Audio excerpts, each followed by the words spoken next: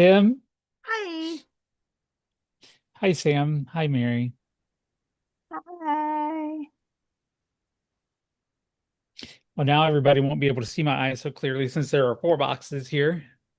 So, all right, we're going live on YouTube now. Here we go. All right, getting ready to launch with the new intro.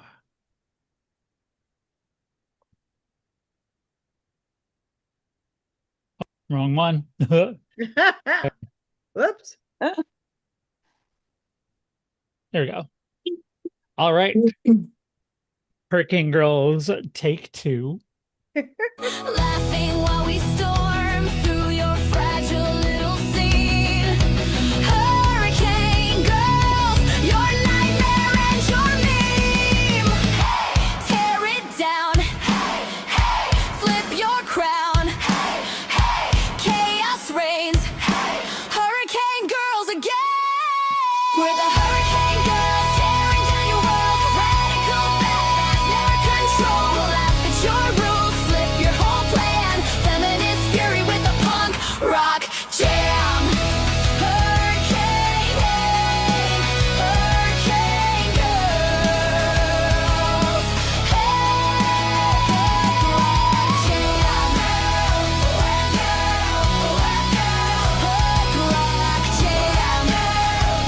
jam. Hook rock jam. Hey, hey, hey, I am Sheila Chappelle, America's ex-girlfriend, Category 5 Hurricane Girl. We're here with our second try of the night for the show. I finally got it to where not only just I can be in the room.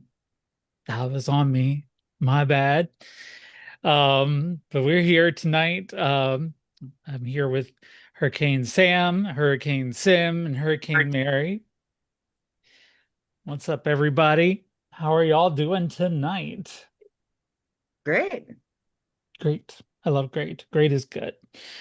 So we just had the new intro there, at least one of the intros that I am I'm currently auditioning right now is I've been playing around with making music via computer and AI, instrumentalizing and stuff with my lyrics, and we're going to talk about that a little bit more tonight.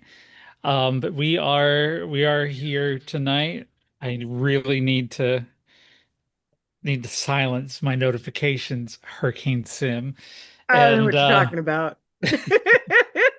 somebody is passing notes behind the class, honestly. Mary. Yes, Not me. Mary. I'm just sitting here taking notes. How we've only been on for a few seconds. How do you have that many notes already? Right? I'm writing down, this is so bad. I'm writing down thoughts about how I want to list my duplicate Tiny Tins. You what? Okay. How you want to do My what? du I the McDonald's had a BTS Tiny Tan thing. It was oh, it was weird. So Tiny Tan is like this BTS thing. They're little what are they called? Chibi or whatever. They're very cute, and I'm obsessed with BTS. So they had two different series. There was Encore and Throwback, and I was missing three of the Throwback and one of the Encore, which I purchased today on eBay. And I'm going to sell the duplicates that I have from trying to buy them because I bought a lot of Happy Meals trying to get all 14 of them. So what you're So, saying is you're a I little could, bit ADHD tonight. Like the show's starting and your brain is on Happy Meals. I love it. yes, yes. I'm still listening. I'm paying attention. I'm just like, I have to get this down so that I list them correctly because I need my money back. When I saw those 'Cause- notes, it made me flash back to when I was in college, and that was those were my notes in the first 30 seconds. Right. Yeah. I have to get my thoughts down. So yeah, I'm just yeah, I have four of them to sell and I bought four, so it's poetic. So we are, yeah, just because I've remembered to press recording in the middle of Mary's diatribe there. We are the Hurricane Girls, the daughters of darkness, the sisters of rage, the goddess's curse on mediocre men, and nature's happy little accidents. I am Sheila Chappelle here with my daughter, Hurricane Sam, how are you tonight? I'm doing really well. So I'm hoping to start the Chantix tomorrow. Ooh, Nice. So enjoying those I'm, last few ciggies there? yes, I am. Because I'm going to be so nauseous, I won't want to eat or do any of this. Right. Smoke them Go if out you with got the, them. right? Go out with a bang. Hurricane Sim, my dear heart, how are you tonight? How's I your day am been? good. The week is not bad so far. It's been kind. So I'm excited to always spend time with my girls.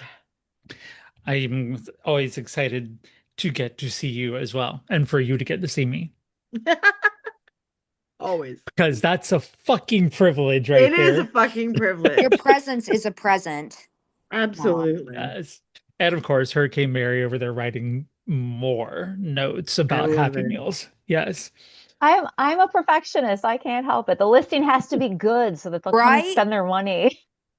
It I has to can't be just be like, organized, hey, color coded. yes, yes. And I've literally Yes, ma'am. It's got to be I'm jotted glad down to somebody gets it. perfection. Yes, and if it's wrong, I have to get a whole new piece of Start it paper. over. Yes. Well, we were supposed to get to meet Mishi Rivera Acosta tonight, but due to circumstances beyond her control, she could not make it in tonight. And Oh, we're going to reschedule her for next season because this is the penultimate show for the season. We have one more live show of this season before we go into reruns and finish out the year that way. But we got a lot scheduled for next year. I've already confirmed at least two bands and at least one family member who's coming on to the show. I don't want to really announce it yet because lots can happen in a couple of months, but come on, give us a we've tentative. Give us a tentative. I'm it was nosy. tentative. Well, I got this great alt band that's coming in, and there's um also this pop punk divorce mom rock type band that has been pretty excited, and they're also fans of mine too. So Woohoo. yeah, Who's not a fan of yours? I mean, honestly. people who don't MAGA. like good things. Right. People who are I mean, for wrong. real. Right. For real. People who But can't get their thumb out of their ass. Honestly. because I didn't hit recording for the Spotify on time, y'all missed out on the new intro. YouTube got It's to see it. awesome. But I've been playing with because we're trying to get several theme songs. We've had our current one for a while, and there'd been some talk about replacing it. And I thought, I didn't get a response on the ones that I wanted to give us permission to do it. So I just kind of thought I'm gonna play around with typing out some words and then letting AI take over. Mm-hmm. And so I've generated quite a few theme songs that actually sound pretty goddamn good, I think. And while I was doing that process, um, it struck me that I have a little bit of time off right now. I'm in between assignments on my job, and so being in between assignments for me and having all of this free time is a terrible place for my head to be. Um, spending all this time in my head by myself, things can get a little weird and a little hairy. So That's why you need me up there with you to keep you company. honestly, I would love that. Let's make that happen sometime. But just I while I was playing with that, I thought, what if I took my poem? I had a poem, and what if I took that and then used it and told the AI what I wanted it to sound like and did some tweaks and everything and gave it a tempo and a key and all of that. So what kind of instruments that I want, and let's see what it can do. And it came out with something beautiful.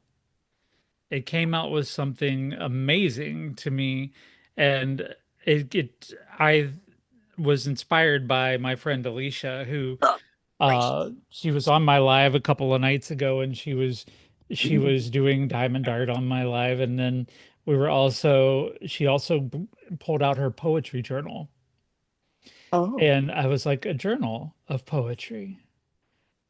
That's, you know what? I would like to do that. But at the same time, I thought, poetry on a page is accessible to some, but I would like to make the words and the lyrics more accessible to other people. And there are people, I mean, I may have some of them as my offspring who will only listen to stuff and not so much read it. And and just about all of music is poetry. So any music that has words is poetry. Mhm. And so my idea started coming together to do a poetry anthology because I need to get these words out of my head and into a paper. I need to get them written down, and they need to be about my journey and struggle. And so it's become sort of a catharsis for me.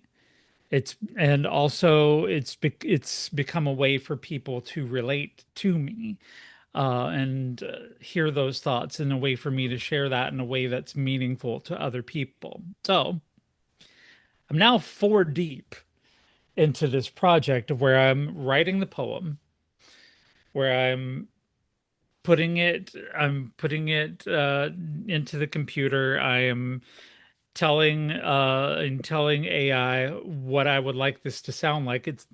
I want it to be in a femme voice because that's what's in my head, not this that's coming out of my mouth. The femme voice is in my head, so it needs to be in that. And I want it to have a certain vibe to it. So what happened was a song that I called Barely Breathing on a Broken Stage. And what the first poem was about was anorexia. And so I developed anorexia right out of college as a young adult. And I love to starve myself. And let's put this out. I'll get this out of the way. The name of the compilation, the name of the anthology is Trigger Warning. So, trigger warning, everybody. And if it gets to be too much, no fault if you dip out. But I do battle anorexia, and I have off and on throughout my adulthood. And it also the song also deals with um, sort of vague suicidal ideations and depression as well, but mostly the body issues and the eating disorder. So if you don't mind, girlies, I would like to play it, and then maybe we can talk about it and see what your response is. So here we go. Absolutely. Let's go. This is Barely Breathing on a Broken Stage, written by me.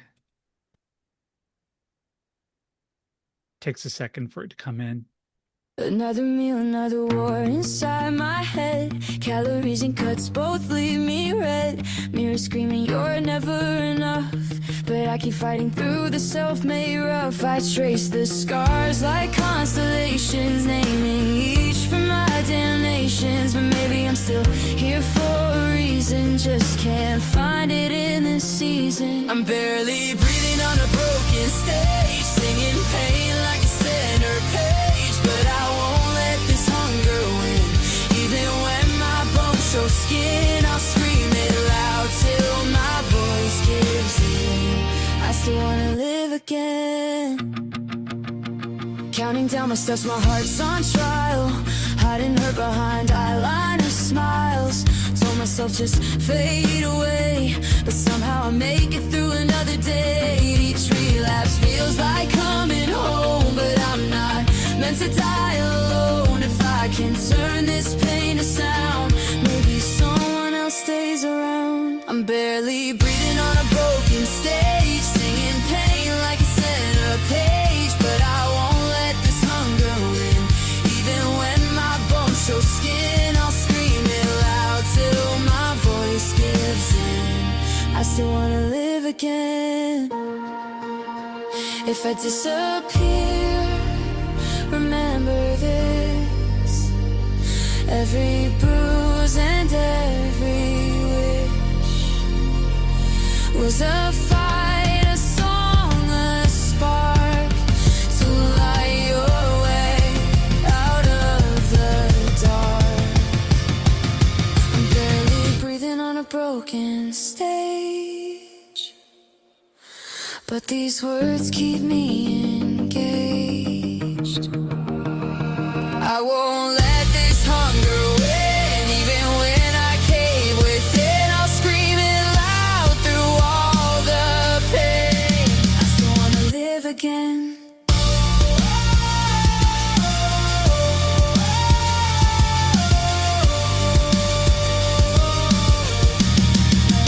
Live again.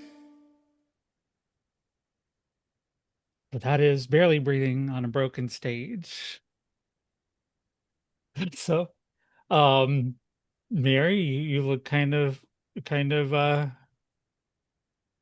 of floored there. Are you okay? Uh, One of these times, I'm going to get through this damn show without crying. I'm going to say that right now. It's not the first time I've listened to it, and every fucking time I am covered in goosebumps from head to toe. Like literally, it is.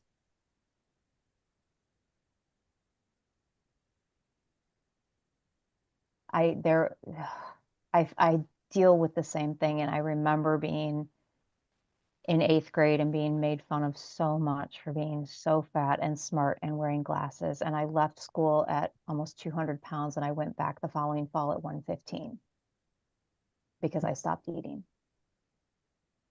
And it was the most control I had ever had over my life.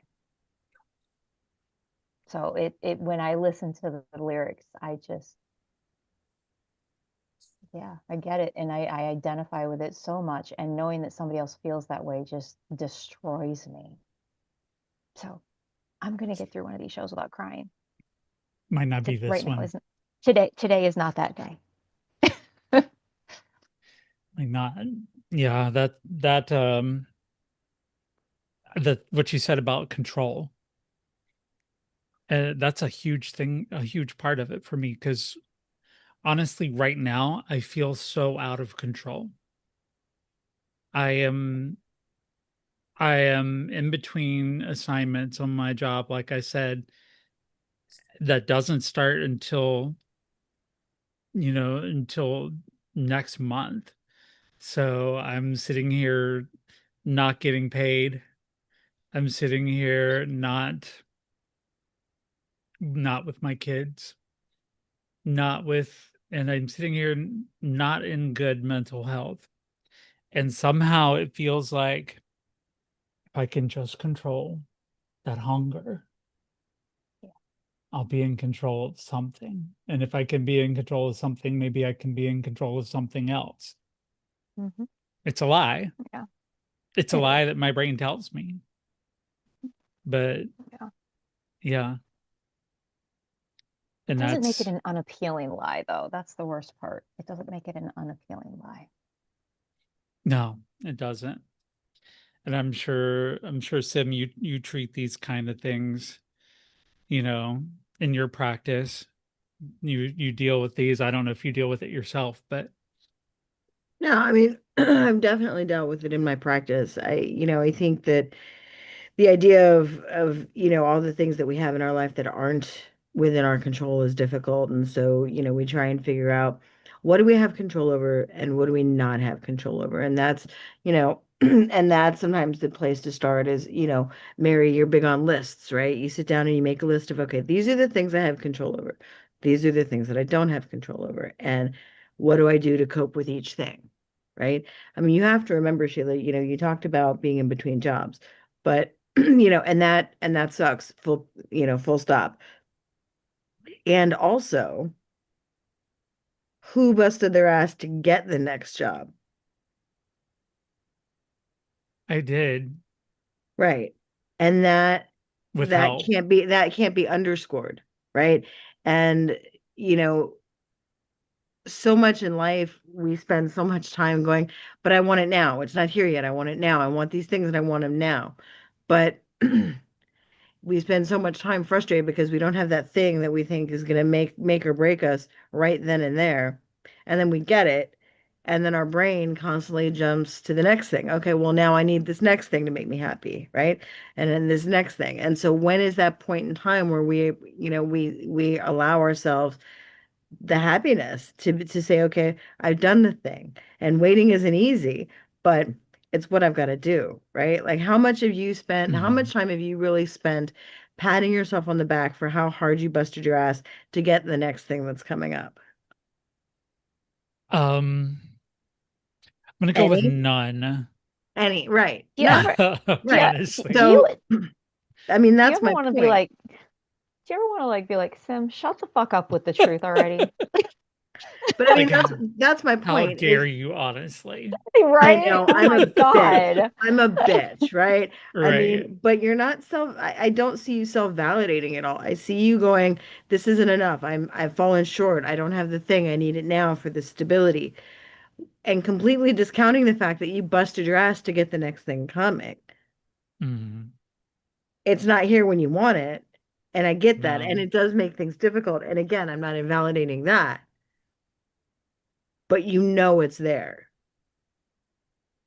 I feel like this is a good time to remind everybody that one of the first times I met Sim, she made me cry on my own fucking live. Valid. Valid. She came in and broke, I think it was Marie Willa that was, I think she broke her down and me by proxy. I'm like, what am I doing How crying on my dare own you? live? I think it Yeah. was just like, how dare you? I was like, sorry. But yeah, just and part of that is part of the reason for the anthology too, Mhm. is to validate what I'm going through and to give it a word and a voice and to get it out. And there's a line in there that I wrote that it says, if I can find a way to make this pain a sound, maybe someone else stays around. And that was what prompted me to continue writing and continue putting these things down on paper. I- And I just say, part of the thing is with my body is that I'm now on estradiol and progesterone and all of those drugs that make me get a fat ass, like I've gained 30 pounds since being on HRT. Hey, Sheila, Yeah, you're not fucking dead. not quite, no. That's Let this this eye is get any worse. we have to put this in perspective, right? Because I mean, the fat, who gives a shit about the thighs? You're not dead, right? I That got good because thighs, actually. your It's thighs just are amazing. it's just my But Can confirm. spare tire. I love Yeah. that. But And that's what I speaking of, mean. Like, there's always going to be things that you're going to look at and go, well, this part of this thing, right, that I'm fighting for sucks, right? There's always the downsides, right? But if you get caught up in that, instead of focusing on the fact that where you're at, right? You're always going to come up short. There's a great line. I'm a huge fan of 90s music. One of my second favorite band is Gin Blossoms. And they came out with a song about 10 years ago called Break. And one of the best lines of all time in that song is, I'm not set out, I'm not what I set out to be, but I'm more than what I was. I love that. And if you sit with that for a minute, I think that's where most of us kind of are at, right? We're always aspiring to be the thing that we idealize ourselves to be, right? Where's the thing I want to be happy, right? What is it that I Mhm. need in my life to be happy? Well, I'm not there yet, right? If I just got this and that, then I'd be stable, I'd be happy. But I can look behind me and go, God damn, I'm far away from where I used to be, Yeah. right? And that's hella progress. So, and two things can be true at the same time, right? You can look at that and you can say, okay, well, I'm not where I want to be, which sucks. And also, right? I'm a far cry from the bullshit I was 10 years ago. That's true. And speaking of beauty, here comes a brand new hairdo into the chat here. I know, right? Hey there, Sasha. It's Hi. gorgeous. How are you Hi. doing? Hi. I'm Can I help good. you? It's good to see you. Can I Gosh, help you're you? so Oh my gosh. gorgeous. Ah, Yeah. Yeah, It was I like, love how she's like, "Mm, oh my God. I am Crazy about the hair. I know, thank right? you. It's like No weird bangs, no none of that. no No. weird bangs or anything. The color is amazing Yes. too. It pops. Thank you. And Sam coming in with the top pony tonight. I I love Yep. love you, Casey. Sam's ponies always. Yeah. Thank you. So we're Sam talking always has about she always has the best ponies. barely breathing on a broken stage. Oh, The first entry about eating disorders and depression and suicide and things like that. We're talking about the anthology and yeah, I know all of us in here have struggled with weight at one point in time or another, and Yes. you know the way that we feel about our bodies. There, Sam, I saw you running on that treadmill last night like a monster, and I'm like, oh my yeah. God, I wish my dog, I wish I'd kept those genes I passed down to you because I And used she's to just run. going, and she was just going, and she's just talking and going, and I'm like, oh my Like, gosh, I'm sorry, talking while you're running, or what? Yeah, yes, I I was mean, like, ma'am. Like, I I would made it. just be like barely breathing at that I point. made it 4.5 miles before I had to take a Sweet break. Christmas, Jesus. She was Like literally I on a live running, like talking, like or just chit-chatting. It was a And great distraction, so I'm not focused on, okay, how many more miles do I have to go before I reach the two see, mile mark? I wouldn't be able to talk and be like, hello, you yeah, guys. Like, no, like, no, oh my gosh. no But way, no, Look, no way. you I, start the way you start running is you pretend that you have a felony warrant out for your arrest and you have priors. I used to Pretend. do that when I was your age, in fairness to myself. When I was your age, I did run 3 miles a day because I ran cross country in high school. And that Hey, is why I have the thighs I have today, Mary, is because of high school track.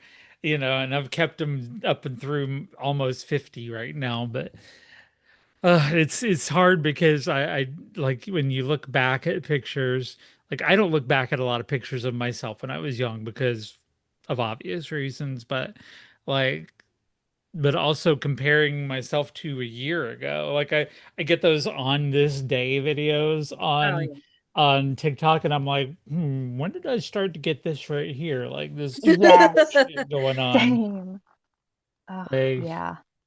like what is it with women and oh, turkey? trust me, I understand that feeling because I used to be 198 pounds and I get those memories. I'm like, damn, I am a twig bitch now. And this is where I want to be because for the longest time, I was just like, you know what? I'm fat. I give up. If it means I'm happy eating my food, then that's fine.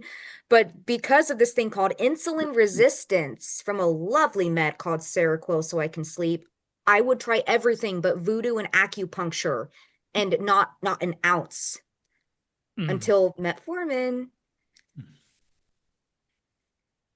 I'm on that too. But I love it. I love Sims just like, you know what? I'm gonna eat. A bitch is gonna eat right now. But those can be really good. Those Mhm. memories can be excellent, an excellent way to measure progress, whether it be physical or psychological, Mm-hmm. because I Mhm. was extremely unhappy with myself when I was at that weight, not just due to the weight, but due to other struggles. And seeing those memories pop up, it keeps me from moving the goalpost and being able to stop and recognize the effort and the amount of discipline it's taken me through the blood, sweat, and tears to get to where I am today. I love that.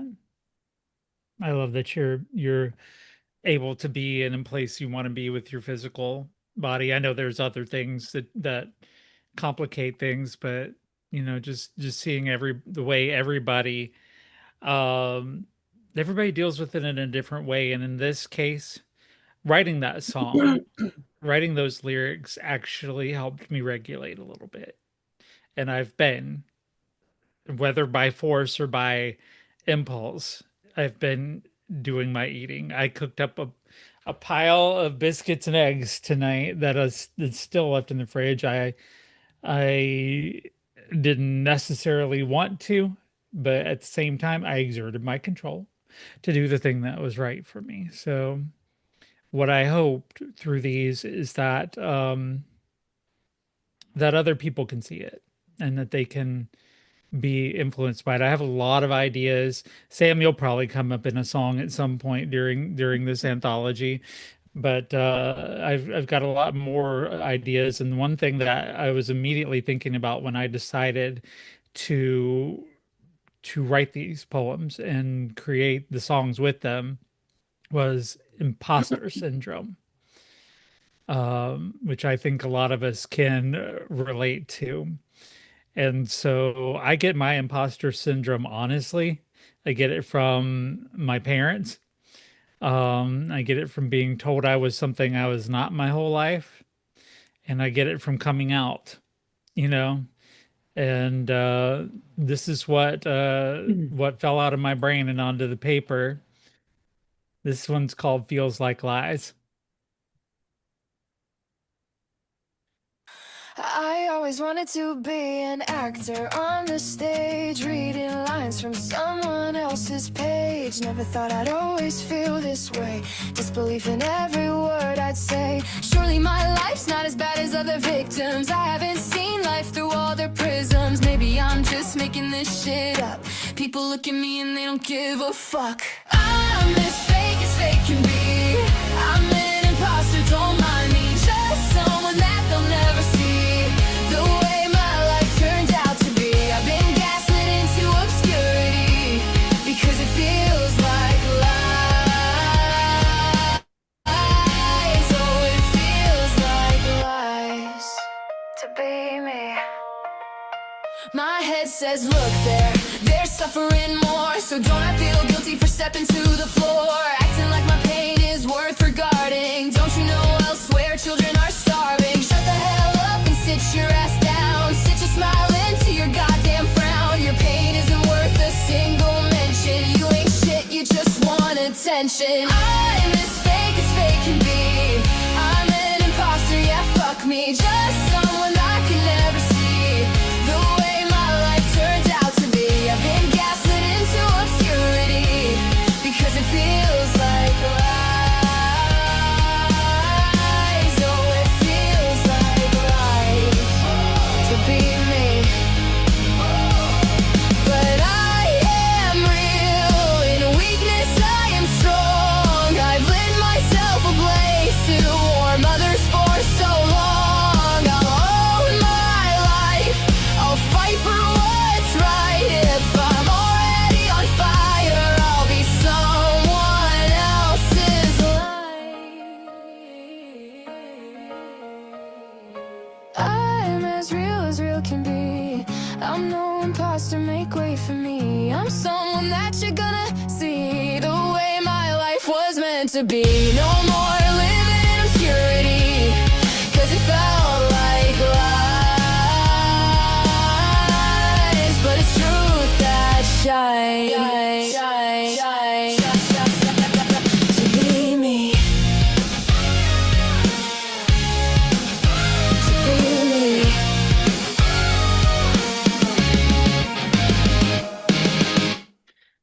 I have to say with that one, I had a kind of a goal in my mind is make a song that sounds like Gold Steps. And I showed it to Betty and she liked it. So I I'm feel not affirmed there. Huh? I don't mean to interrupt. Yeah. However, I'm not sure if I'm the only one who encountered this. It worked really well in the first 45 seconds, but then it started becoming choppy and I wasn't able to catch everything. Is that what happened for y'all? No. No, Mary, did you hear it okay? Yeah, it was there was a little skip towards the beginning, but then it was fine. Okay. Maybe it was just your end, Sam. I don't know. Hopefully it'll clear up in a minute. But yeah, that's something I feel every day, you know, and something I asked myself a lot when I was coming out is like it was like you're not trans. Right? You can't be trans, that like you've got like I don't feel like some other trans people say they feel. I don't like maybe I don't fill in all the blanks on everything. Like I I didn't start vocal training. I didn't, I felt like such a faker for the longest time. And I know Sim is going to have something to say about this. So by all means, you're muted. Yeah, there you I go. know, I know. Are y'all a monolith and nobody told me? Like, is every trans person like the same fucking person? Yes, we go to school, we get a certificate. Um, My apologies. once you finish certain courses, you get to graduate from from twink to drag queen My apologies. to I was mistaken. right. Cause I know for me, people with disabilities, like we're all different, right? We have different ideas of terminology, right? What terminology is acceptable, what's not acceptable, what disabilities are or are not, what, how to deal with day-to-day triggers, right, that we face being in a marginalized community. So I can only assume that y'all are pretty similar, that y'all each have the ability to walk different paths, and it's almost like you're unique individuals unto yourself. I don't I don't see it. I'm just kidding. No, you're right, of course. That doesn't stop it right. doesn't stop the thoughts inside of But saying, can I make an observation? You I need think to you're learn gonna. to I Yeah. am gonna, exactly. You need to learn to tell the voices in your head to shut the fuck up just as easily as you tell the rest of us when we give you shit. Am I supposed to do that right now? Yes. Okay, shut the fuck up. Damn. Just kidding. No, I agree with you wholeheartedly. It's really hard when you're in the moment, and Yeah, it's like absolutely. also I deal with a lot of it coming from my family of origin too, Right. because they're like, no, what you Hmm. were meant to be Hmm. was you were meant to be a preacher of the gospel Hmm. in the Church of Christ. You're meant to be leading souls to Christ. That's what you were trained to do. Hmm. That's who you are. Right. And you're supposed to be that person that we imagined you to Right. be. And so it makes it hard to step back and look at the differential in your life and realize, holy shit, I am something else. And Hmm. Sasha and I were talking about this week about, imposter syndrome and how hard that is because it's different. It looks different from different people. Hmm. Mhm. So, and I can only imagine, like even like employment and workspaces in um society, Hmm. even on a show like this, like where do I fit in? What's my part? Am I just faking it till I make it, or it's this really me?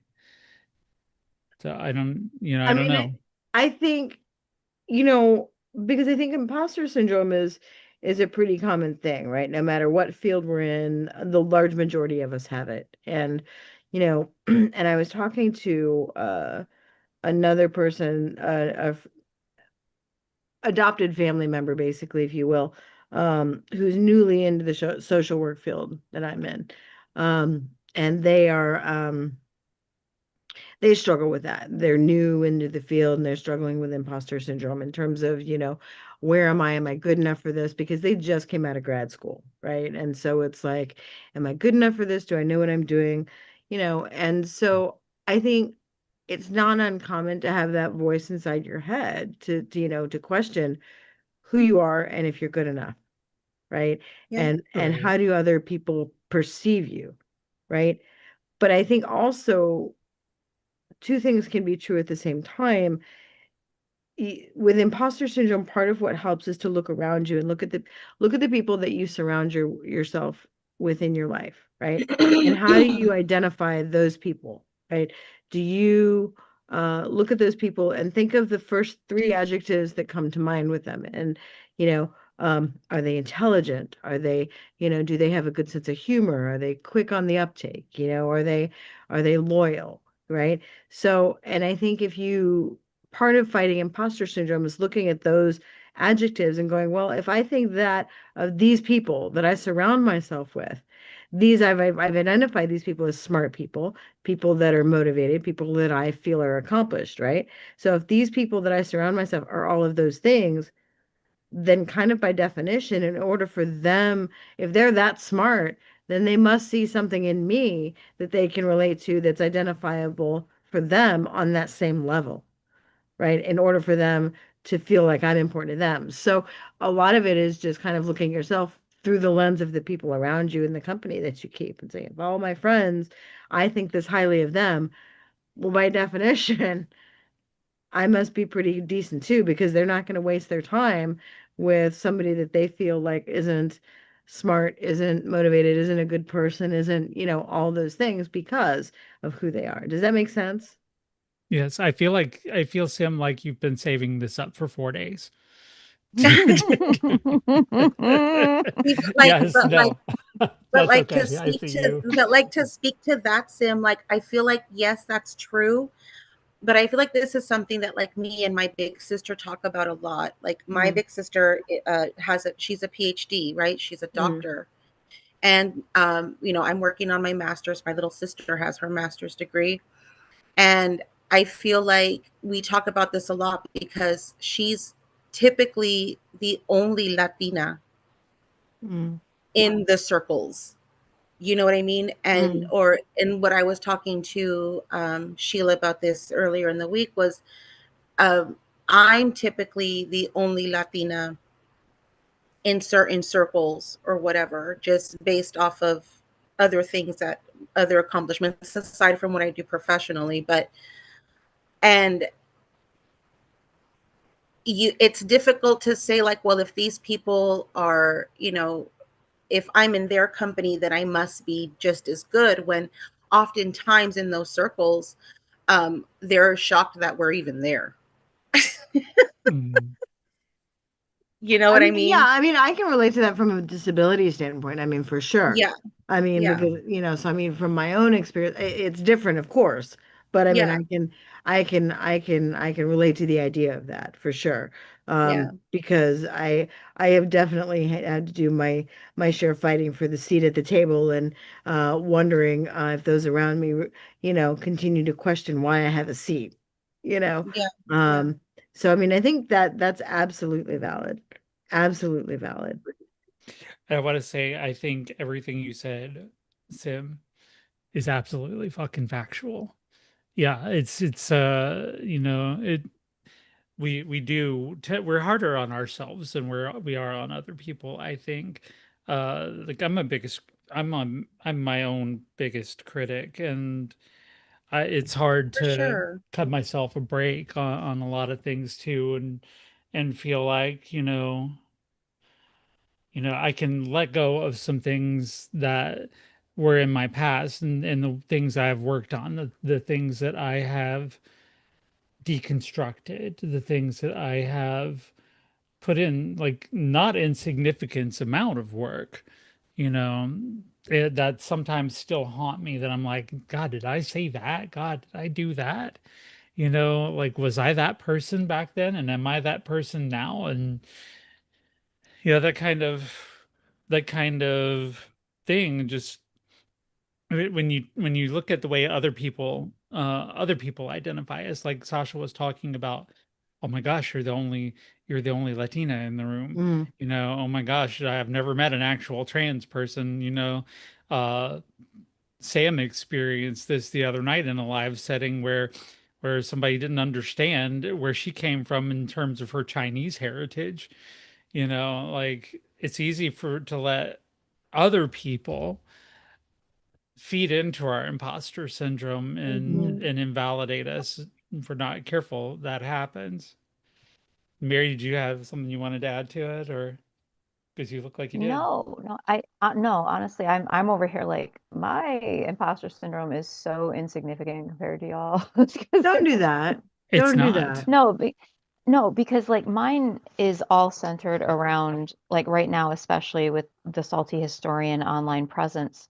You know, I did not go to school for history. I went to school for accounting. I have 2 degrees, one in accounting, one in integrated leadership. So the history thing I tripped and fell into because of misogynist. But then I have actual people with actual degrees in history that come in to watch my videos and say that I've done a good job. And I'm like, you're just fucking lying to me. When are you going to tell me to sit down and shut the fuck up because I don't know what I'm doing? So it's You the know what? entire every time I put out a video, I'm like, I am so careful to be so thorough and to cross-reference everything so that I can anticipate every fucking argument. And then I know that I still miss things. So I'm sitting here, I'm like, Before but that is so anal retentive just compared to what everybody else is going through. before Well, Sim goes in right now. Yeah, go ahead, Sam. Sorry. something I will say, someone who drowned in 5 feet of water is just as dead as someone who drowned in 50. So I wouldn't minimize your imposter syndrome based upon other people's experiences because you're still experiencing it, Right. and that's valid. There's validity.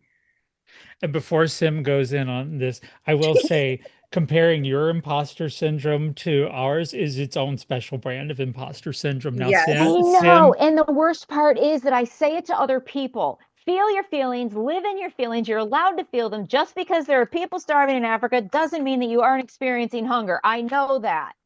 now Sim, take off. Okay.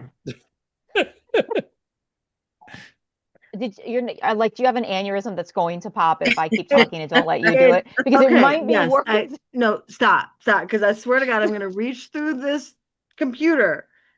Okay. Speaking as someone who's gotten the stupid pieces of paper, okay? I've gotten the stupid associates, I've gotten the stupid bachelors, I've gotten the stupid masters, okay? I've got the pieces of paper, okay? That doesn't equate fucking intelligence, okay? So you have just as much knowledge, have the capacity to have as just as much knowledge as people that have quote unquote gone to school for this. Do not lessen your own knowledge just because you're faced with somebody with a fucking piece of paper that paid thousands of dollars to get it. It doesn't mean they know their shit better than you do. I've seen too many people in whatever field that you want to identify and think that they're hot shit that don't know shit. They run the country. Sorry. Well, They run the exactly. But I country. mean, but again, like, I'll give you a practical example, right? I've seen countless people over the years of my life in the MD field, okay? People that have gone through med school, they've gone through their fellowships, they've gone through their whatevers, right? That don't know shit, right? So what we experience sometimes is we experience this kind of, for lack of a better phrase, like a worship of people that have gone through those things. Like, oh my gosh, you have all this knowledge, right? And I'm here, this lowly person who I don't know. And I'm here to tell you, when you put the work in and you have that knowledge, you're just as knowledgeable, if not more knowledgeable, than probably a lot of the people that you're coming across, because they may know a lot about a lot of things. That doesn't mean they know a lot about your particular skill set that you're coming at them with. So you always have something to bring to the table, regardless of whether or not you have credentials behind your name or not. Don't undersell yourself. No, and the thing is I can sit here and recognize things like, I'll hear somebody say, "Well, I am a professional photographer and hobbyist photographers are cheapening the art," or whatever the case may be. Mhm. Or when I was growing up, it was always, you need to be humble. You don't brag about yourself. Like I was in Mhm. counseling last week and it was with a new therapist. I love her. I'm seeing her again tomorrow, but I was going through and she was like, "Well, what do you think are your best? What do you think your assets are?"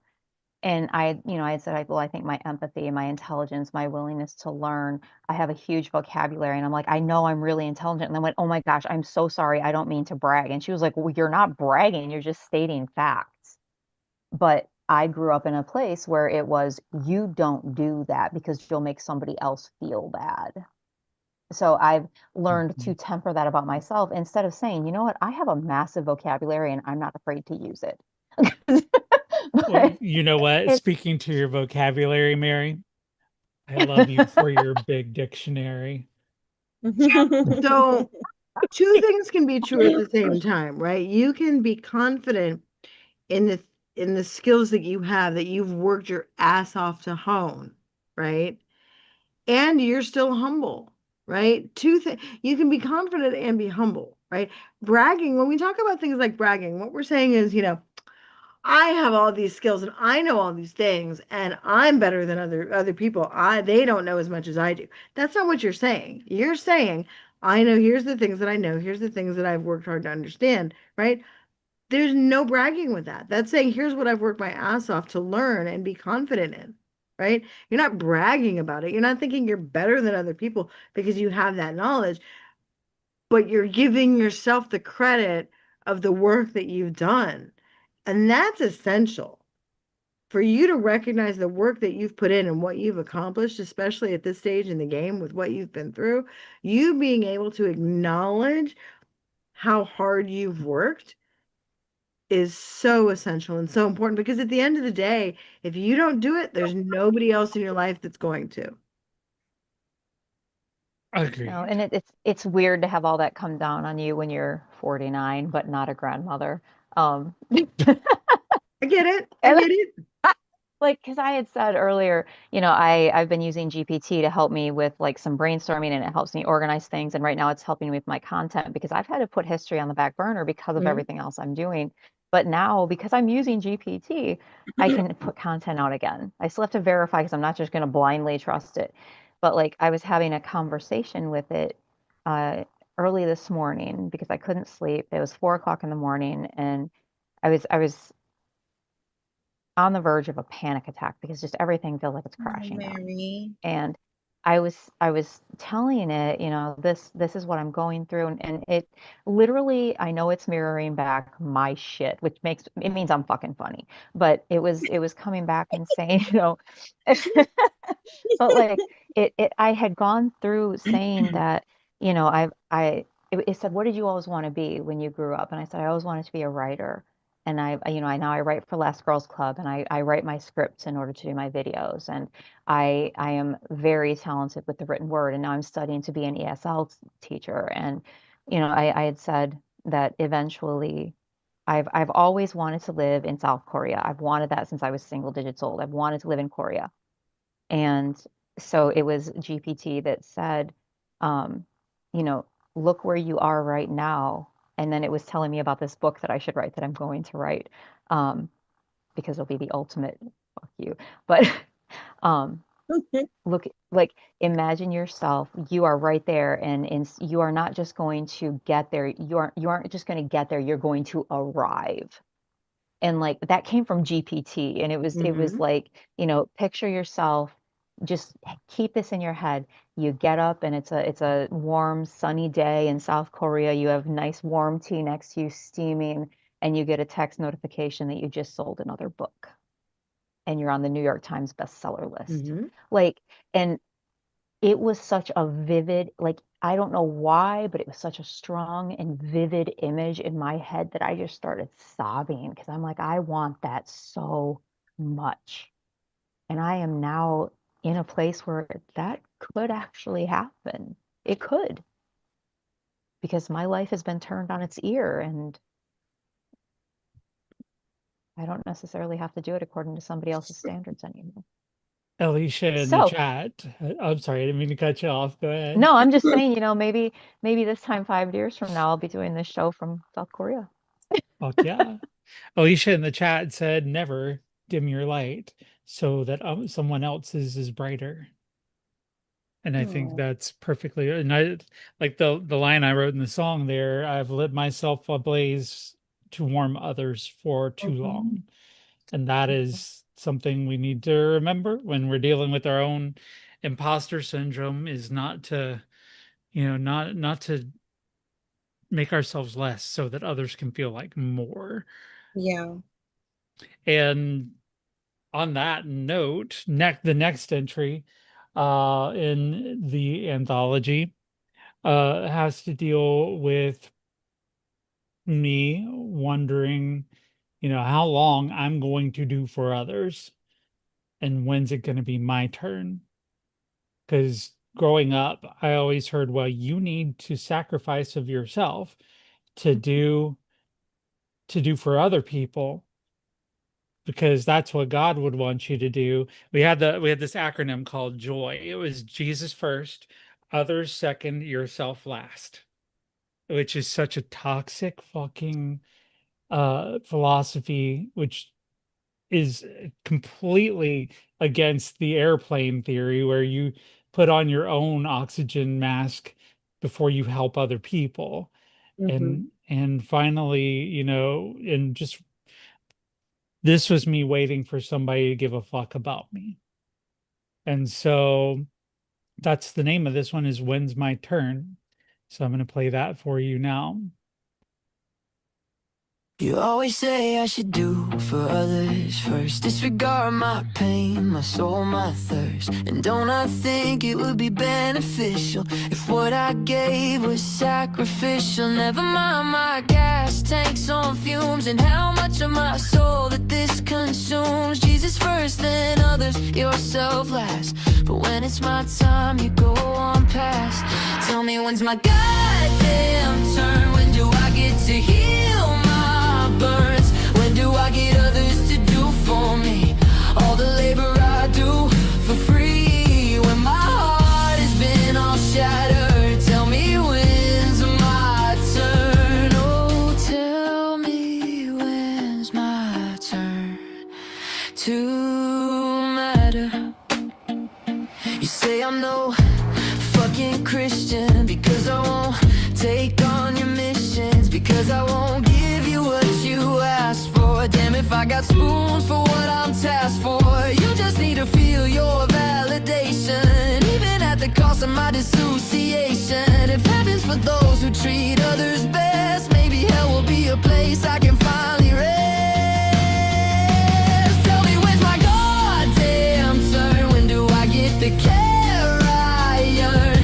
When do I get others to do for me all the shit I do for free? When my heart has been all shattered, tell me, when's my turn? Oh, tell me, when's my turn to really matter? Another day, another favor, just to have me blend into the wallpaper. Another year, but still I'm here because I'm scared and I can't get over the fear that I'll never get my goddamn turn, that your love I'm never gonna earn, that I'll never get others to do for me. Why the fuck do I give for free when my heart has all been shattered? Tell me, when's my turn? Oh, tell me, when's my fucking turn?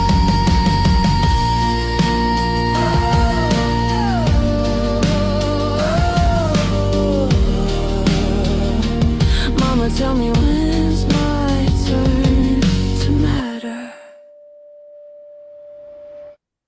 That was a hard one to write. That last line tells you where it came from. This mama, tell me, when's my turn to matter. My mother was my first bully. She was the first one to invalidate me, the first one to tell me I wasn't enough or tell me that I should be doing for her and that she should have no responsibility in turn to me. Like nothing that I needed was important. And I learned that lesson very, very well growing up, waiting on my turn. Whew. Sometimes took a while. Sasha, you okay over there? I yes, yes, I'm okay. I know that's the one that I hits you the think that hardest. yeah, yeah. Um, I think like just being I don't it just hits on so many different it's like being a woman, being like a daughter, being like a Hispanic daughter, being like you know what I mean? It's just it's so many things and so many expectations that are placed on you, you know, and it's just like and it was what you know what I was talking to you about earlier, just like it, always being like something that was there to like show for people like look at this little doll that I have and then like you know when the guests are gone and everything's gone it's like okay put the little doll away and who cares about her you know what I mean and it was yeah it's a lot of things I could probably talk and talk and talk and talk about that song all day but it does hit me very personally because there's just so much expectations just put on women put on um you know being the daughters of like a Mexican man you know there's just you're you're invisible. Yeah, I feel that. And I was watching you in particular during this, and it's very gratifying for a songwriter to see somebody being able to sing along with the song a day after it's been Can you tell released. I've been listening to it? Yeah, yes. I was like, oh my gosh, she knows this one. Yeah. And Sam, I know you have some feels about, waiting for your turn, because you've waited a lot of your life for your turn. Very much. It was always about being so selfless to where I end up burning out. And in Mhm. result of that, and as a result of said burnout, I am unable to be who I need to be with those unrealistic standards from my family in order to serve other people. And it's not so much from a Christian standpoint, it's more so from well, that's the right thing. That's what you're supposed to do until I had to deconstruct that and understand that for me to truly be able to be available, it's self you have to be selfish to be selfless. And Sam, do Mhm. you feel like because I know that for me, I feel like and I'm 40, I'm a 41-year-old person, right? I'm gonna be Mhm. 42 in January. And I feel like it's really only the last like 2 or 3 years that I like confronted this thing like head on where I was like, everybody's gonna go eat shit. And if anybody wants to be near me or wants a piece of me in their life, then they have to do X, Y, and Z, right? Like I have to matter. Do you Mhm. feel like you don't even really know what you like? I mean, Or like I'm you know what I mean? Like there really isn't like because so much of it has been expectations for you, you kind of don't even know where the heck you want to like focus yourself. oh, absolutely. For me, it's more so the fact that I've been in survival mode for so long, along Mhm. with unrealistic expectations that I've told you about, to where I haven't had a chance to do any self-exploration. Yeah. When my adoptive mother got me from China, I was supposed to be this neurotypical, brainy girl who was going to obey without question and be able to follow in her family's footsteps and Mhm. not cause any problems. Yeah. And Mary, I'm I Yeah. know still, you feel it too. I'm I'm, sorry, Sam, oh, go ahead. no worries. I'm still learning how to confront that because I'm so emotionally numb from everything. That's Yeah. like, oh yeah, it happened. Let me just continue doing the work slow and steady. so that way I can eventually hit the end goal, but I'm not sure what a lot of that work is supposed to look like Yeah. Right. because all I know is how to get to the next 5 minutes. Mary, I Yeah. know you know about what waiting your turn is like, about and never getting it.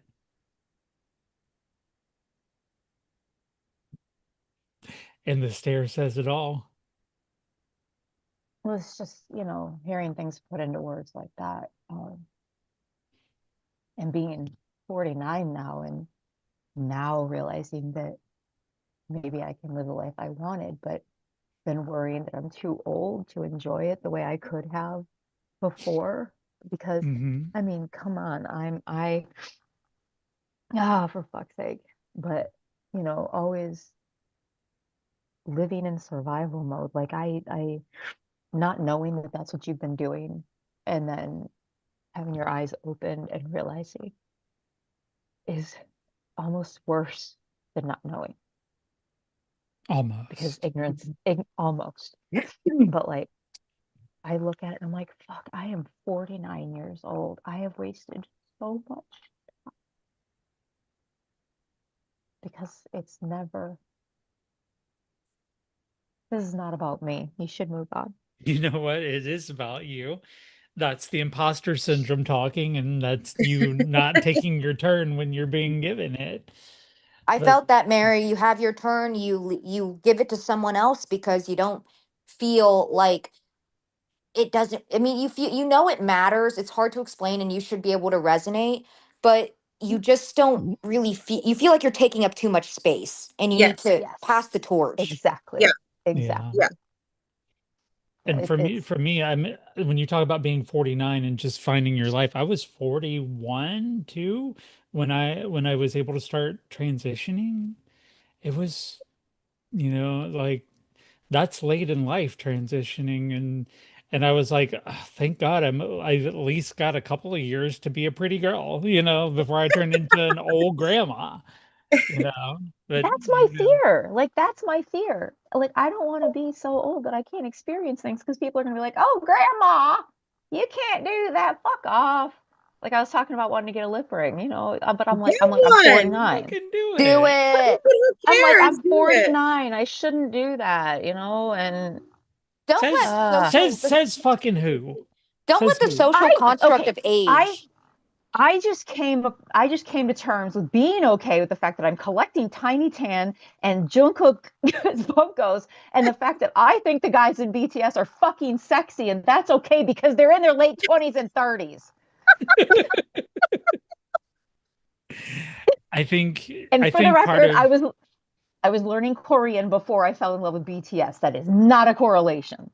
I think this does sort of all meshes in with the what we talked about with the imposter syndrome too, is like we feel like when it comes time for our turn that we don't fucking deserve the turn. Like I Yes. imagine Sim. I have to remind to Sim sometimes, like when she's being so helpful, and she is so fucking helpful to everybody else, but often doesn't, make herself available and call you out a little bit for when she needs it. I mean, I've been told by Like, mom yeah, and Auntie Sim that I am allowed to take up space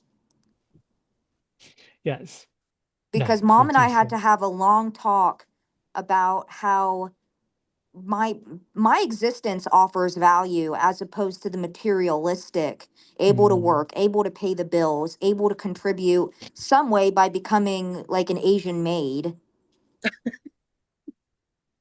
I mean, Yes, no, I feel you, Sam, because I feel like I deserve to be here regardless of like you know how crazy it is that I'm like a married Mexican woman with no children. Oh, wow. Yeah, no, that must be tough. That You must know have what I been a mean? lot to Like, deconstruct. yes, like it is like to be like the first thing anybody ever asks is like, where are your kids? How old are your kids? And I'm Donde just los, like, I have donde four and los they have, niños. ¿Dónde están los niños? Right. Right? well, And I'm like, I got one for you here. I'm a trans woman with 6 kids. Everybody's like, what? What? I'm a grandma. You can't be a grandma. Yes, but No. we're so much more than what our utility is, right? Well, I'm Like, still learning that yeah. because in my married life, it's I grew my husband is half Latino, so I Hmm. have to be able to keep the home clean, cook, all of that. That's also what I was taught Oh, in that's my white family, my adoptive family, is that I yeah. am supposed to be ready to be made a wife and a mother. And I have to offer some sort of value as opposed to just eating chips on the couch and telling you to fuck off. There's value in that. There's a lot of Yes, there value is. Hell yeah. Elaborate, please. Sometimes men need to be told to fuck off. I don't have the balls to People in speak that way to general. my husband. I Yeah, don't. I'm still getting over that I because know. I have to see him as the head of the household and I'm to owe him all respect. I I got nothing there. No, but we'll work on that. Sim, Like literally my shit is from a 50s home ec class. Like you don't when your husband first comes home, you don't bring your complaints to him. You don't complain to him at all. You focus on him on how his day went and ensure the home is a haven so he can relax. no, I don't believe that at all. I think I you're a actually, person of, and especially now, he got 2 hands and 2 legs. yes, I especially credit my husband for a lot of my Right. like machismo type deconstruction because when we got married, we were married when we were 21, right? So all Mm. I knew, like you're talking to the girl who and as as soon as I could hit the top of the counter, I was cooking, right? Getting ready to like be a wife and be a mommy and stuff. Yes. And he helped me a lot in my deconstruction because I would get up at 4, 5 in the morning and start, Right? right, like start Preparing making breakfast, that, and he'd making be sure like, the house is yeah. clean. And he'd be like, what are you doing up? And I'm like, well, you're going to work. And he's like, well, you're going to go to work too. And then you have class. And I'm like, but yeah, but I'm your wife. And he's like, yeah. And I have 2 hands, like I have 2 hands. Like like we're not married because you're like a wife appliance, you know, you're not like Yeah. an appliance. Right? And my husband has even told me you don't have to worry about getting all that done at once. You're allowed to ask for help. You are allowed to take a break. You are not to be this speed cleaning machine and not allowed to put your feet up because I still deal with feeling guilty for taking if time for if you're not myself. cleaning, yes, Yes. I'm not yes. cleaning, I'm not preparing meals, I'm not meal planning. Or you're not like, or you're off doing something else, Exactly. like separate from the When there's home. something I could have been doing. Yes. Now, Sim, are you saying you have nothing to add? And my apologies for before, by the way. But are you saying something you have nothing to add to this, or you've got so much you want to add to this? I'm trying to read this body language here. I hope these aren't billable hours, by the way. Right? Yeah, right? Do you take Blue Cross? Because if so, I think we're good. Yes. You I you can't take offer a care copay. you take care credit, Sim. You know Gotta what? make sure you're par first. You know what? I can make sure I can offer the 2 pennies that I found on the ground as a down payment. I want to go back to Sheila's comment earlier about having two arms and 2 legs. Yes, I'm sorry about that one.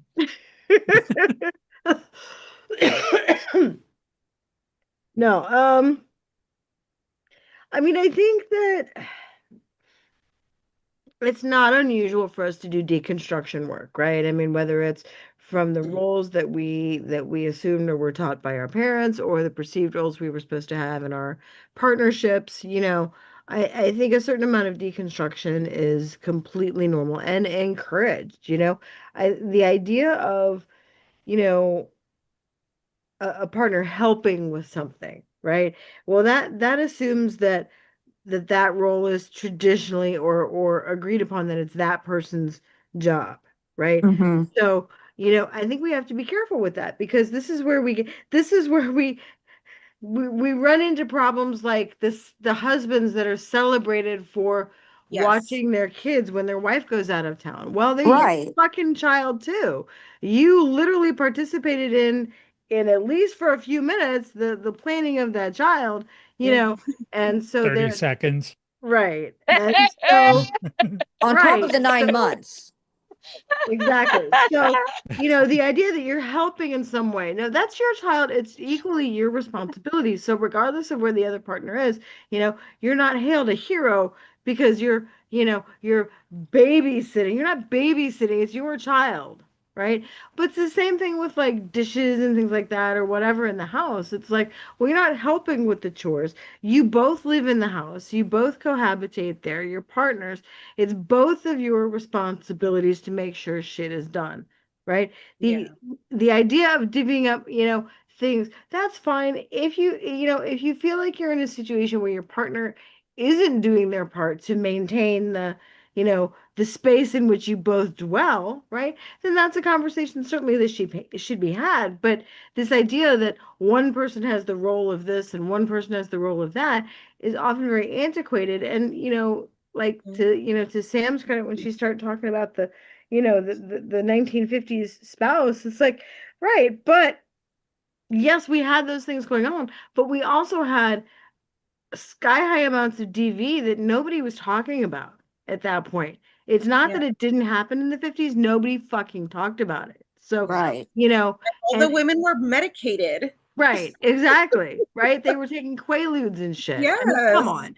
I mean, there was a lot of shit that was unhealthy. It just wasn't talked about. So it's Yeah. not that we have this now where we have this skyrocketed amount of things that didn't exist in the 50s. What we have created though is a space where we've talked about it now. We're owning it now and normalizing it, quote unquote, right? Where it's like we're saying, hey, it's not okay. Whereas 40 years ago, we were hiding it, and pretending Yeah. that everything was status quo when it wasn't. But the idea that, when you're in a partnership with someone and they're upset with you because you didn't do X, Y, and Z while they're watching the Super Bowl or the football game, fuck that. That Hmm. makes zero sense. That's not, it just, so yeah, I mean, it's very difficult and it breeds for a lot of contention in relationships, I Yeah. think. But Yeah. something that I do appreciate about Rolando is like because I'm chronically ill, like when I need to take a nap instead of doing something that I should have been doing, like when I said I was gonna make dinner or do something, he just lets me sleep. I mean, he actually tells me when I wake up that he didn't want to bother me because he knew I needed the rest. And And and he's a grown sometimes ass man and he can cook for his damn self. hmm So he doesn't get an award for letting you sleep when you're sick. Okay? It doesn't make him a fabulous guy. It makes him a good partner, but by the way, that's the bare fucking minimum. Because what's the alternative? We have a partner who wakes us the fuck up and says, "Bitch, I'm hungry. It's dinner time. You said you'd cook." Fuck Yeah. you. I mean, he'll Correct. actually make us both something. Right, and that's great. And again, I think we've flipped it as society. We've missed something where we hero worship these people that do this, but again, in a partnership, that's the bare minimum, right? Yeah. That needs to be like normalized to the point where if I don't feel well, even if I normally am the one to make dinner, you're a grown ass adult with the capability to do it yourself. So don't come at me when I'm sick and go, "Well, honey, you said you were going to make such and such." I'm obviously hurling, I'm obviously Mhm. upset and nauseous. Man it up or woman it up and, be a big person and, and make yourself dinner. So, we have to be careful with that in terms of kind of really going, oh, my person's so great because they do X, Y, and Z. Well, no, that's the bare minimum. Mhm. That's what they should be doing. Yes. Yes. Last entry, and then we'll talk about this and close the show. This was one I published today, and it's about addiction. It's about I my love this one. alcoholism. The Yeah, one this one's good. it's about um, needing to escape, and so this one is called temporary suicide.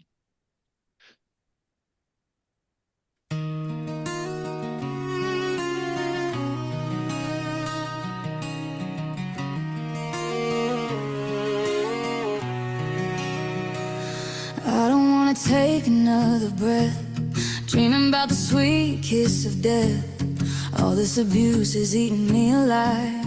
I'm not sure who I am inside. Thinking about the fall from 30 floors down. Wonder who would find me on the ground. Too scared to load the goddamn bullet. Too tired to fight through all this bullshit. So I put the bottle in my mouth. Pull the trigger, drink my brains out. Wash away my sins and their power. Even if it's just for a couple hours. And I'm not orphan, nothing to hide. Not gay, not failing, my kid and wife. For a moment I get my temporary, oh temporary suicide. Spend casings of wine gather at my feet while I can barely even breathe. For a second my parents don't disown me. For a breath my demons postpone me. Thinking about the times I lost control. Thinking how I've wrecked my soul. Maybe they'd be better off if I died. But I can't bring myself to use the knife. So I put the bottle in my mouth. Pull the trigger, drink my brains out. Hide myself from my sins and their power. Even if it's just a fucking hour. And I'm not broken, nothing to hide. My wife ain't leaving, my kid's alright. For a moment I get my temporary, oh temporary suicide.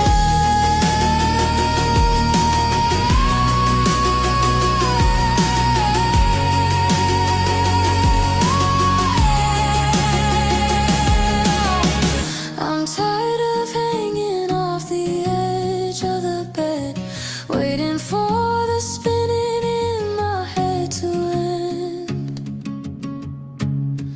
I'm tired of dying while I'm still alive. No more tears, it's time to survive. I finally know just who I am. Finally proud to take this stand. Living loud the way I wanna be, despite the loss. I'm finally me. Thinking about the bottles going down the drain, washing out the hurt, the guilt, the shame. Let it pour, let the fake me die. Time to let my real self dry. I took that bottle out of my mouth, use my brain, I'm living out loud. Face my sins, they lost their power. I'm alive, I'm no goddamn coward. I'm trans, I'm gay, I got pride. Got my kids still fighting by my side. There's no need for temporary, no more need for temporary. Never again, my temporary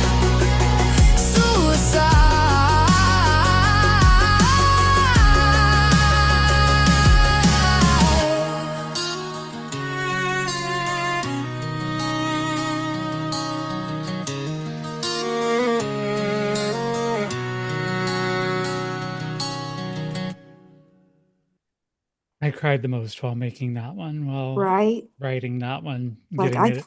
like I felt that one so hard. I could tell. I saw you singing along over there. Yeah, I yeah, that I woke up this morning with those words in my head. It said, I put the bottle in my mouth, For pulled the me, trigger, it's and drank my brains out, for me, it's to eliminate my sins, even if just for an hour, because that's what I Mm, used to do with hydrocodone. And I've been clean for 3 years, like 2 years. right. And it was for me, it was being able to um just drown everything out. So that way I didn't have to deal with it, and it numbed everything to make everything more bearable. I, it was the easier way for me because I didn't have to worry about my daughter finding me in a situation. I didn't have to worry about what what the repercussions were. I could come back from it in a couple of hours. But Right. those temporary suicides got being a lot, they got to be a lot more frequent than they needed to be. And it came to the point where I was constantly seeking the next one. Yeah. It Constantly, everything that I did was to get through to the next one. You right. know, It was Ins- just, I mean, it took priority over everything else. right. Instead of living, through the day so I can drink, I drank so I could live through the day. Right.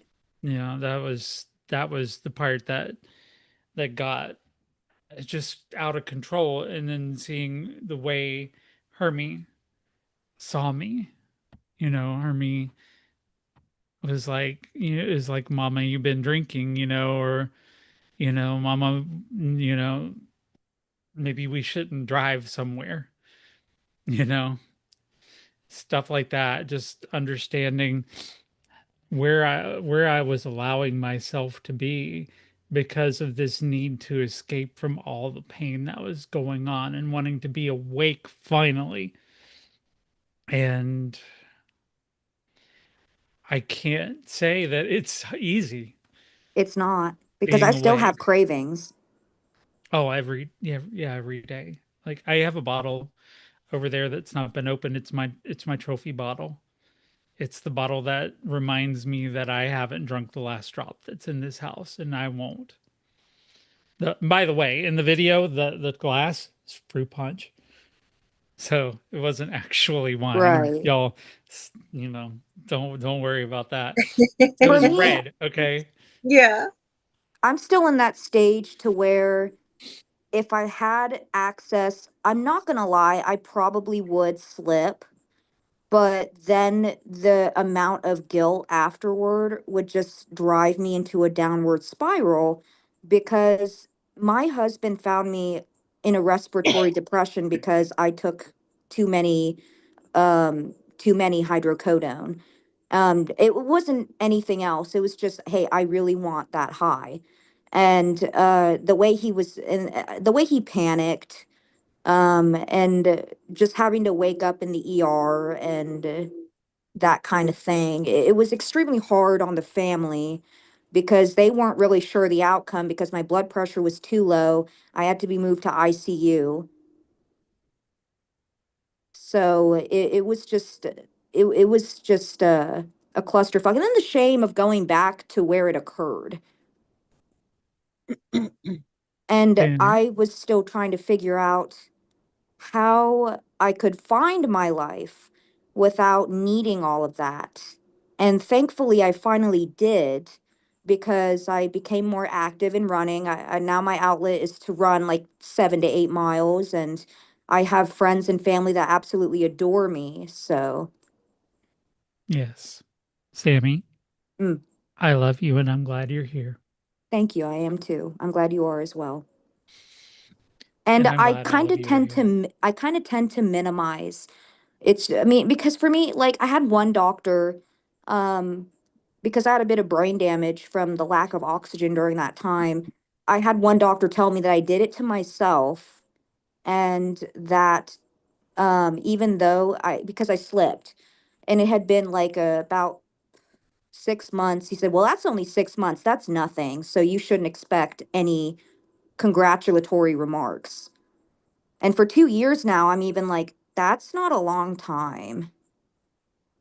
2 months, 6 months six was six at months. that Okay, time. well, you know what? So what? 6 months. That's not that long to be clean and sober. It's important.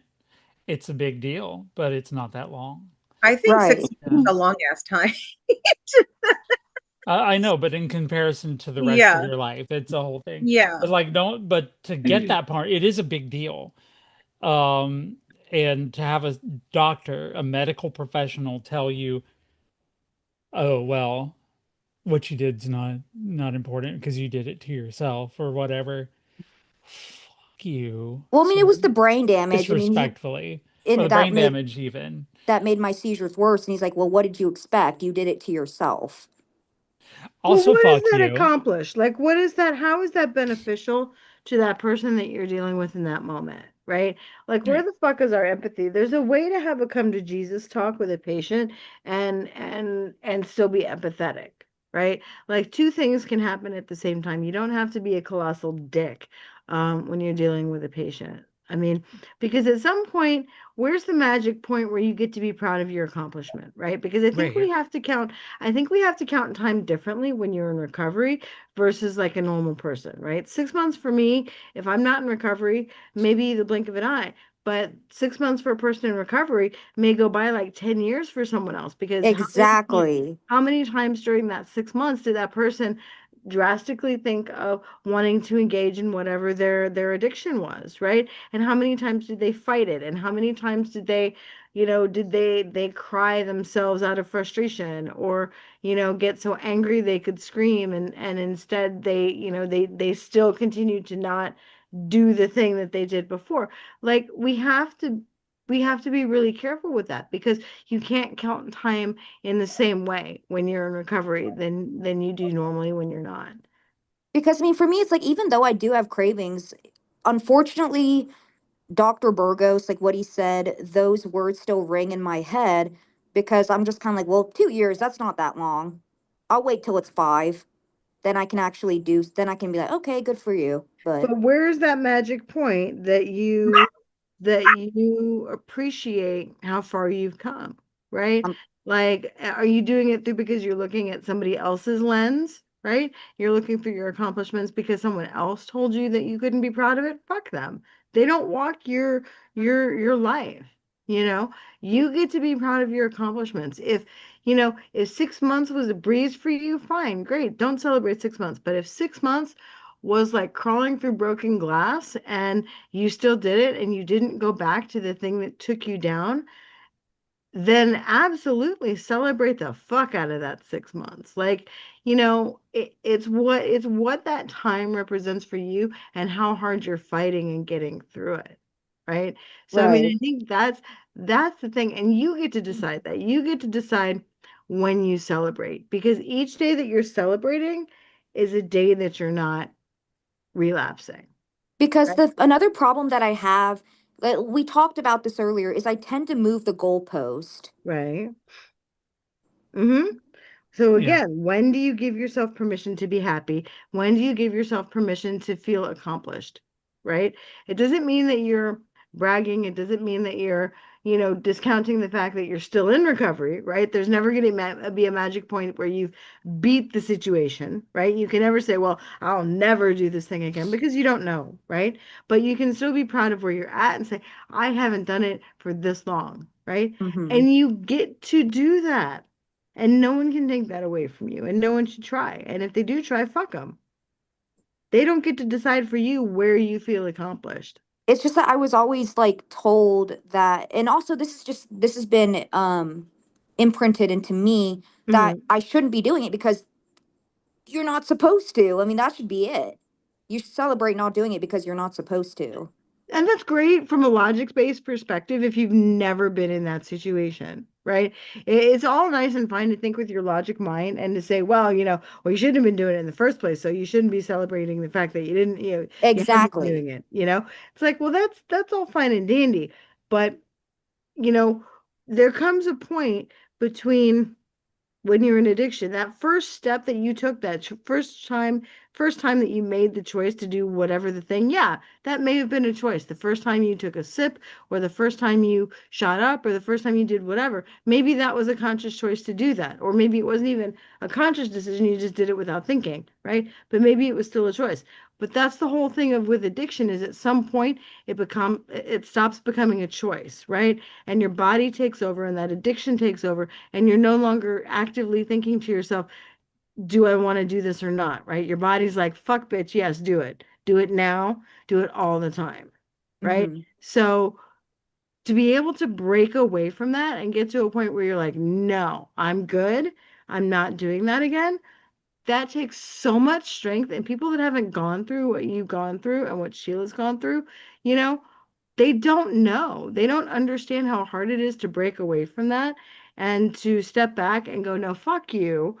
I'm not, to coin the phrase of Rage Against the Machine, fuck you, I'm not doing what you tell me, I mean, it's just that's where you have to do, and it's hella hard. So you get to pat yourself on the back. Mm-hmm. Hmm.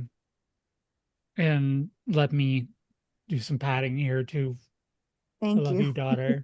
Love you too. Yeah. Because I mean, a big celebration for me that I really noticed a turnaround is Linnell had her foot surgery, and what did they prescribe her for pain?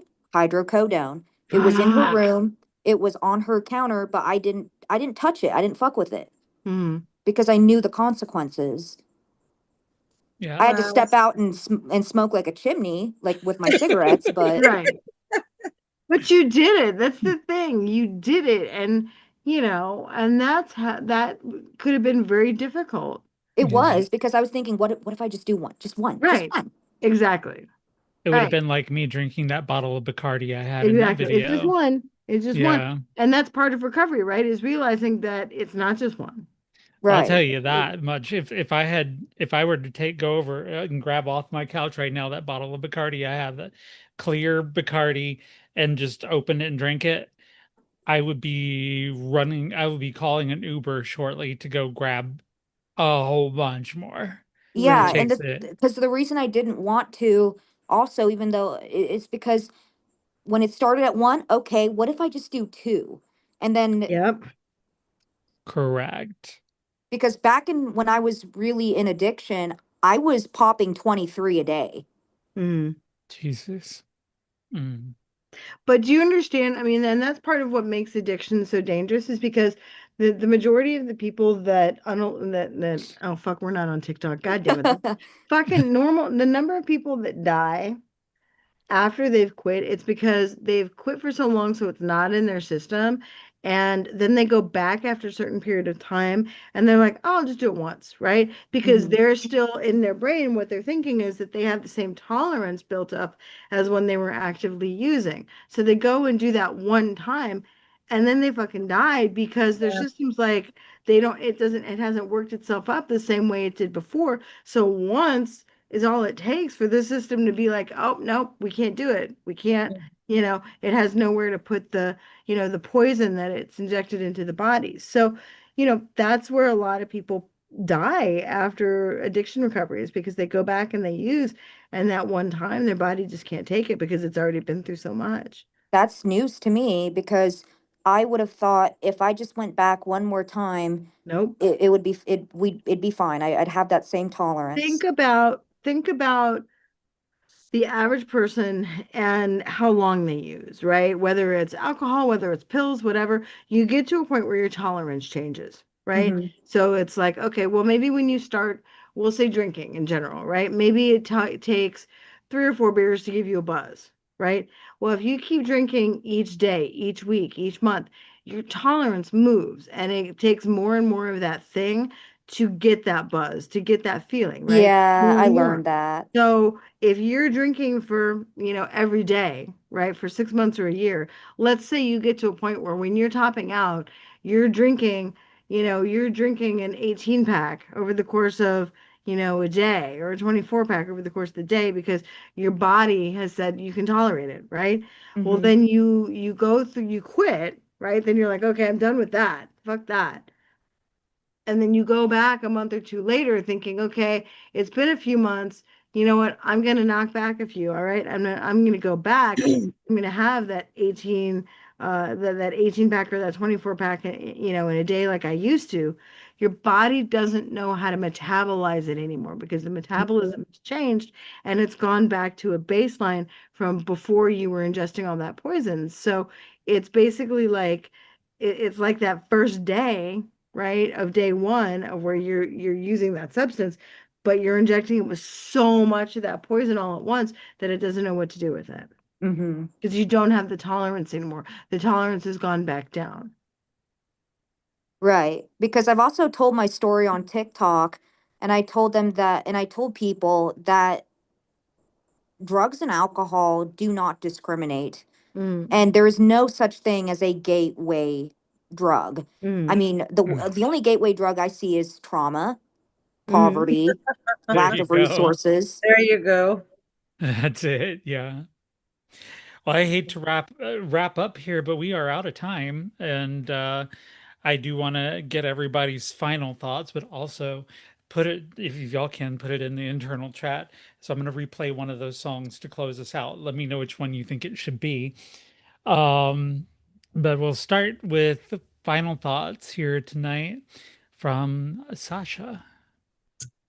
I just I just want to thank you, Sheila, honestly, for like releasing for releasing them, because I feel like I feel like I've been able to relate to like every single one.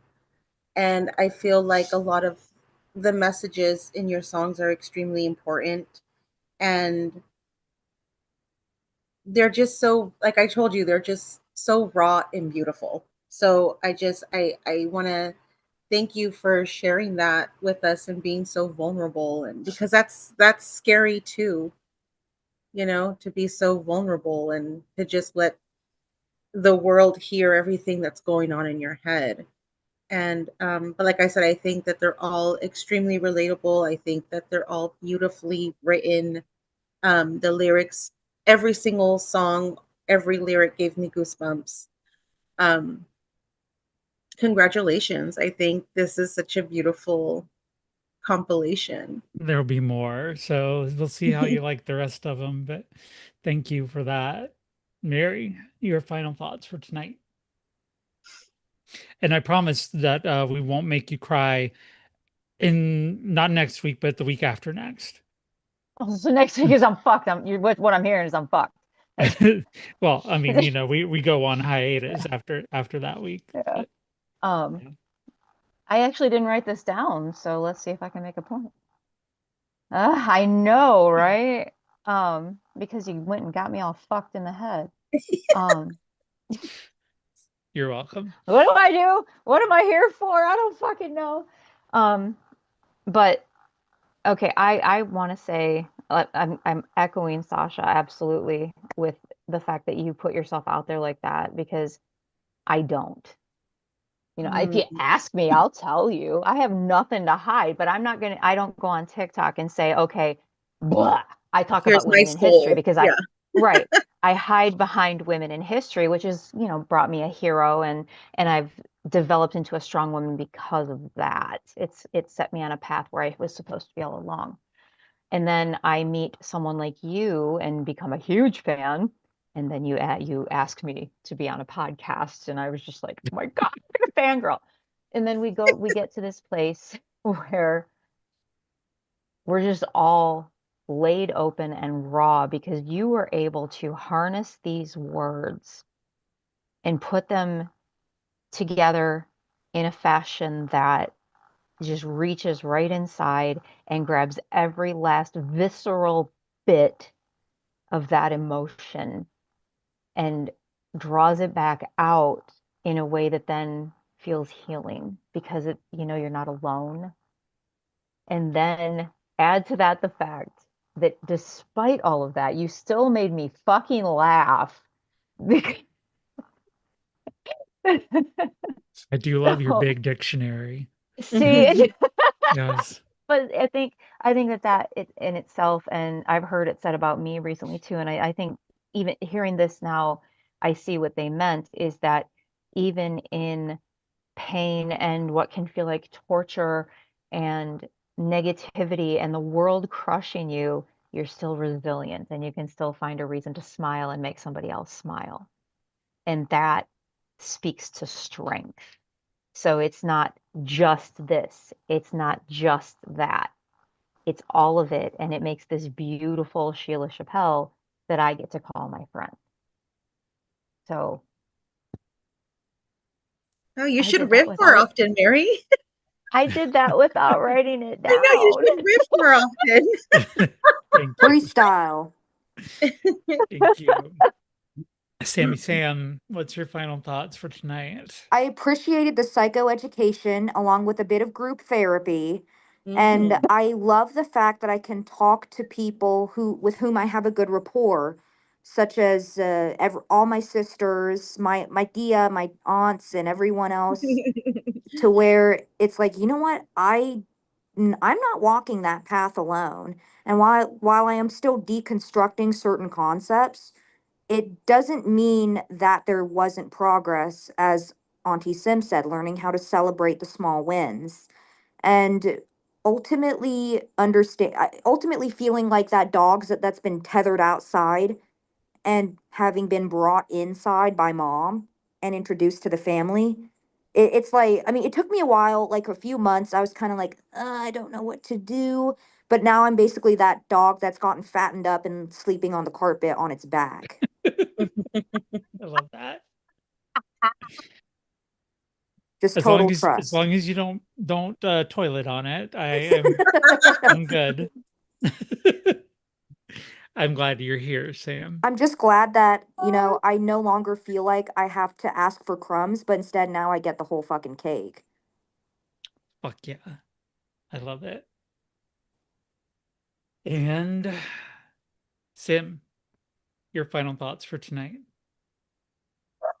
Are you completely drained now? No, I think to kind of go off of Sam's kind of analogy a little bit and change it up. I have one of my cats who likes to run out from time to time in the morning. I'll get ready for work. I'll be getting on the bus to go to work, and he likes to run out behind me and just absolutely scurry outside. Um, I close the door and I lock it, and he goes off and he does his thing, right? But at the end of the day, when I come home, every time he's run out, the first thing I see when I come into the street and I go to pull up towards my driveway is the cat walking down the ramp, and he flops himself down on the sidewalk, belly side up, rolling around, happy because his family's home. And I think that speaks to all of us, kind of like we may have these moments where we kind of get scared and we kind of run away a little bit and kind of retreat to our own places, but we know at the end of the day where home base is. And I think that's new for us and sometimes makes us feel kind of uncomfortable because we're not used to that. But at the end of the day, we've built ourselves a nice little small community where we know we're all holding space for each other. And we have someone waiting for us that'll always leave the light on. So I think that's where my final thoughts are. And occasionally someone who will just come crashing through the door. Right? Yeah, exactly. Somebody who's like, fuck this lock. I don't care. Open the damn door. Right? I feel like the cat from what's it called? Stuart Little. Snowbell, come on, man, Right. open the door. Exactly. Exactly. For my final thoughts, I appreciate getting to be able to share this. This was not the intention of the show originally tonight, but it turned out to be a good opportunity to go ahead and just let everybody know that this is what I'm doing, that this anthology is something I'm projecting right now. About 25 poems is my Wow. goal.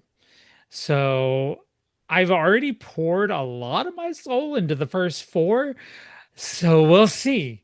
But like how much I can go out, and I've been cranking them out pretty Fast. rapidly. Yeah. But then again, I ain't got a job right now. So, But I mean, like you're old, you have a lot of material to draw from. I do. And that's what I'm finding is like when I think that I've tapped the when I've tapped the I don't know I'm why so Mary's grateful that laughing you right let now. that first part of that go. Keep What going, did you're I good. I don't know. Somebody broke Mary. I'll have to Because she You're got old. she got the first You, part of she, what I said. she said you're old and you have a lot of things to draw from. Let's face it, Grandma. everyone here has aged like a fine wine. That shit will be Everyone worth here is old. Like millions. I'm the oldest, so it's all Right, good. right. everyone here is I'm the gr- old. I'm the grandma.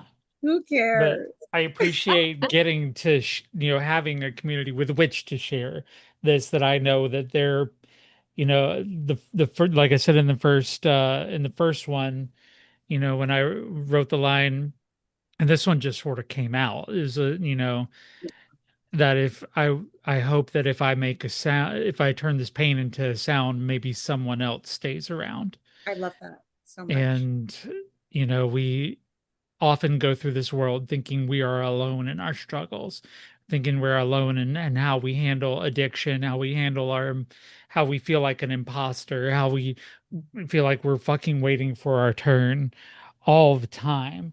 And it often feels like everybody else is doing just fine, getting good grades, you know, and, you know, just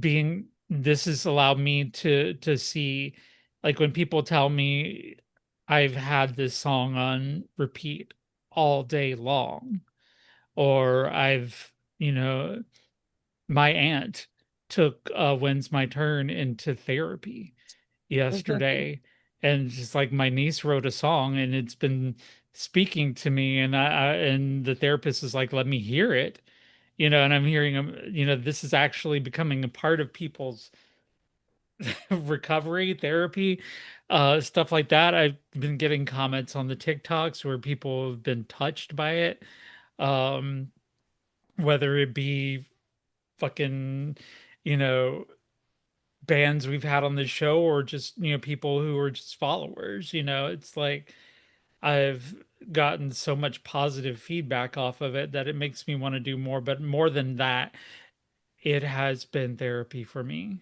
and Me it will too. continue to be therapy for me. I'm grateful it's therapy for you. I don't know where to tell you where this anthology is going to be published because it has not yet been written or completed. But by the time I'm finished with at least 25, I'm going to make it available in the form of an ebook, Well, one and oh, also going to make the music available because I own the rights to it. So fuck it, I can do whatever I want to with it. So yeah, Sammy. well, one the final thing I wanted to say is I feel so honored and privileged to be able to be a part of a family to where I can have history lessons from Mary. I can have a psych professor of my own, Auntie Sim, along with some sage advice and free therapy. I can have beach. Wait, I you can haven't have gotten my bill yet? Ooh, this is awkward. I can have a carne asada with Sasha and swim in the pool, and I can also have a home with mom, and I've never had a mom like mom before, and I know that I could just crash on her couch, eat up her food, and she would just enjoy my presence, and sisters who True. adore me. It's true. Yeah. Anytime. You don't even have to call ahead, honestly.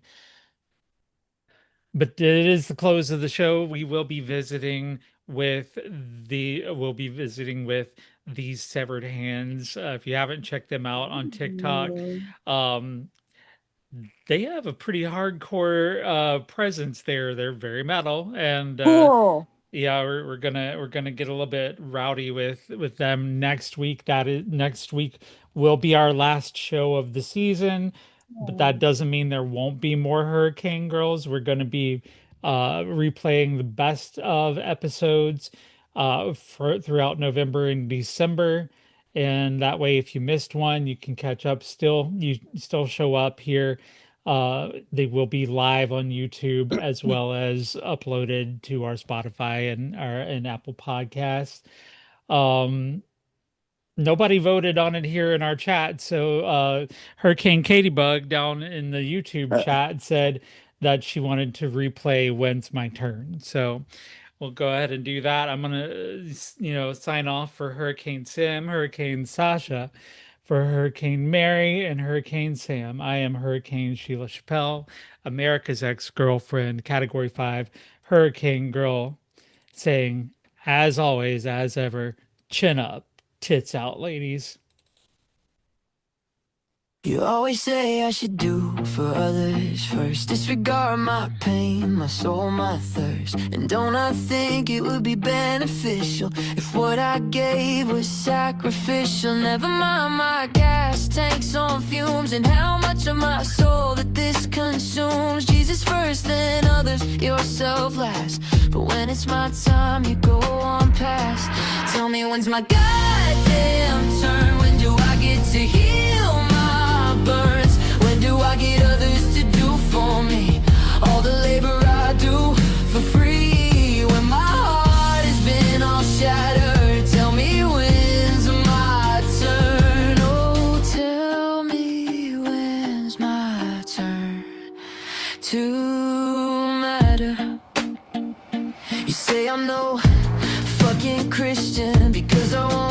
take on your missions, because I won't give you what you asked for. Damn if I got spoons for what I'm tasked for. You just need to feel your validation, even at the cost of my dissociation. If heaven's for those who treat others best, maybe hell will be a place I can finally rest. Tell me, when's my goddamn turn? When do I get the care I earn? When do I get others to do for me all the shit I do for free? When my heart has been all shattered, tell me, when's my turn? Oh, tell me, when's my turn to really matter? Another day, another favor, just to have me blend into the wallpaper. Another year, but still I'm here because I'm scared and